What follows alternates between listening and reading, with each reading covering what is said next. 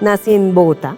Mi mamá era una mujer muy inteligente, era la que llevaba los negocios de la familia y manejaba pues todo lo que era referente pues a las actividades económicas.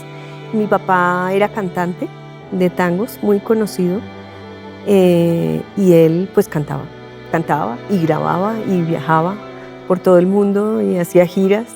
Tengo un hermano que es mayor que yo y una hermana que es 7 años menor que yo. Yo era muy unida a mi papá. A mí me gusta mucho la música, de hecho pues yo canto.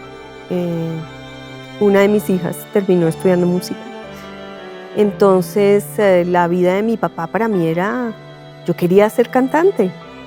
Y además mi papá le gustaban mucho los caballos.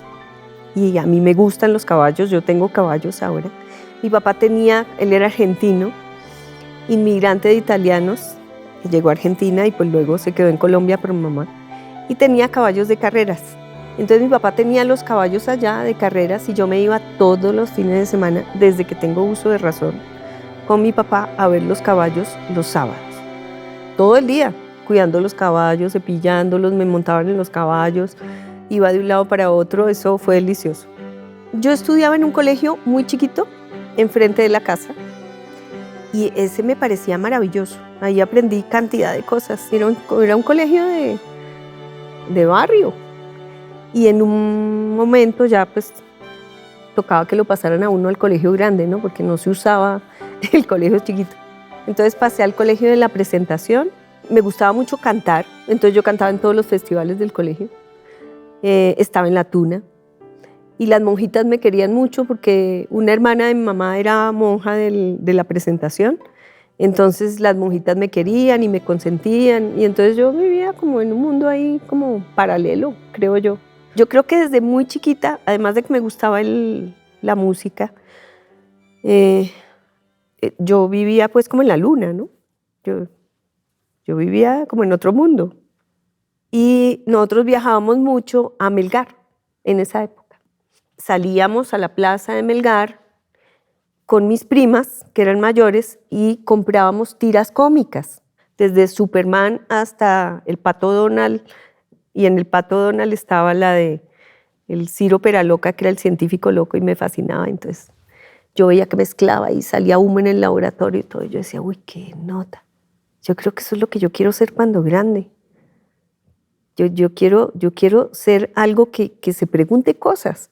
Y lo más parecido, digamos, a ese mundo desconocido era el micromundo de la bacteriología. Eso era una cosa, o sea, para mí la bacteriología no era la profesión de trabajar en un laboratorio clínico, sino de conocer ese micromundo para poderlo entender. Entonces, bueno, me presenté a los Andes y a la Javeriana y felizmente me quedé acá. Muy rápido en la carrera me di cuenta de lo que me gustaba, ¿sí? Que fue pues una de las materias que vimos que era súper compleja y yo no entendía nada y dije, esta es la que yo quiero estudiar, que era inmunología. Y entonces me tocaba pasar a explicar y yo explicaba y no entendía nada y entre más leía el libro menos entendía y entonces decidí que eso era lo que me gustaba, estudiar lo que no entendía para ver si lo podía entender. Yo creo que indudablemente fue el haber visto inmunología con el doctor Latorre, porque yo entré a estudiar esa materia y él era un gran maestro y eso me cambió la vida.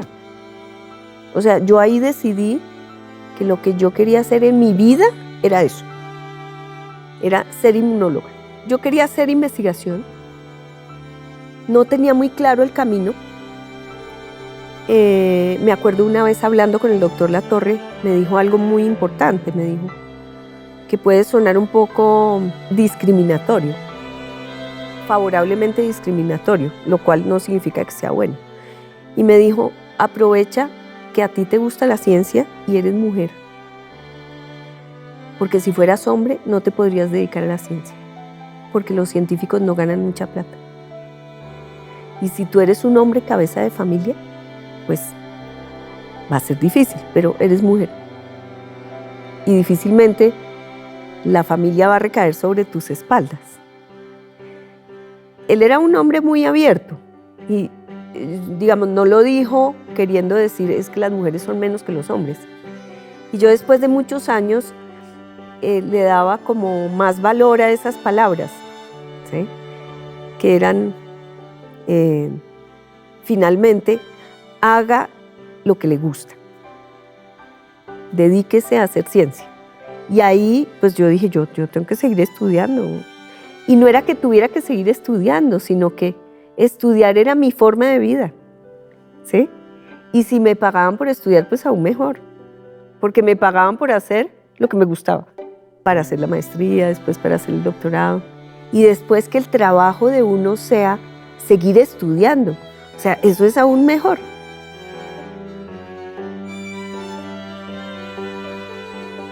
Estudiar en la Universidad de Buenos Aires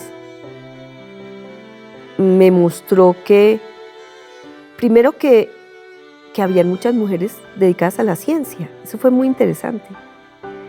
Segundo, que había plata para la ciencia. Cosa que acá, pues yo no me había enfrentado a eso. Que había gente que hablaba mi mismo idioma y que se había ganado el premio Nobel.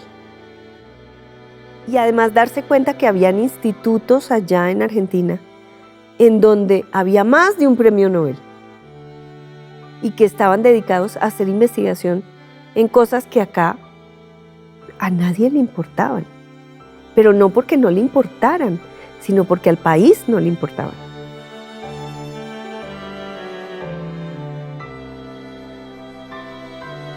Entonces Nelly Susana me llamó y me dijo, ya vas a terminar tu maestría, no sé qué, ¿qué vas a hacer? ¿Te quieres devolver a Bogotá? Y yo, sí, yo por ahora me voy a devolver a Bogotá. Y Nelly me dijo, hay un cupo acá en la universidad, si quieres venir a presentarte sería un gusto. Yo ya había trabajado en la Javeriana y me presenté y me quedé. Y ahí fue cuando me dijeron que lo del doctorado y bueno, y entonces la universidad me mandó al doctorado. Porque salió la plata y salió la beca y tuve todo el apoyo para irme. Pues la beca salió y mi marido quería montar empresa en Francia, entonces pues estaba perfecto. Nos fuimos para allá porque era el único sitio donde él me podía acompañar. Nos organizamos, no mucho con la beca, más con su negocio. La beca era chiquita, pero servía pues como para vivir, por supuesto. Y yo me fui sola con mi marido. Allá tuve mi primera hija, quedé esperando de la segunda. Cuando me vine a terminar de escribir la tesis, venía pues de 7 meses de embarazo. Y fue una época de familia maravillosa. Pero en el momento de tomar la decisión de devolverme, aparte pues de toda la generosidad de la universidad, de decirme te apoyamos para que te vayas a hacer el doctorado, después para que te vayas a hacer el postdoctorado y te guardamos el puesto. Y Jairo Cifuentes diciéndome, ya no te podemos esperar más, te tienes que devolver, porque si no nosotros tenemos que decirle a Colciencias que ya no trabajas en la Javeriana y entonces tienes que pagar el préstamo. Y en ese momento me tocó tomar la decisión. Y yo en ese momento dije, bueno, yo creo que yo me quiero devolver. Segundo, me quiero devolver a trabajar en algo que me permita ir y venir.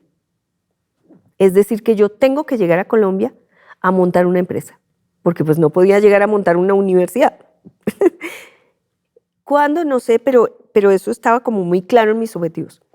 Y tengo que tener la libertad de poder decidir qué es lo que hago allá y que no me den ganas de hacerlo en Francia. Es decir, que solo lo pueda hacer en Colombia. Y en ese momento, ya cuando decidí devolverme del todo, en el 2004 comencé a trabajar en plantas de Colombia.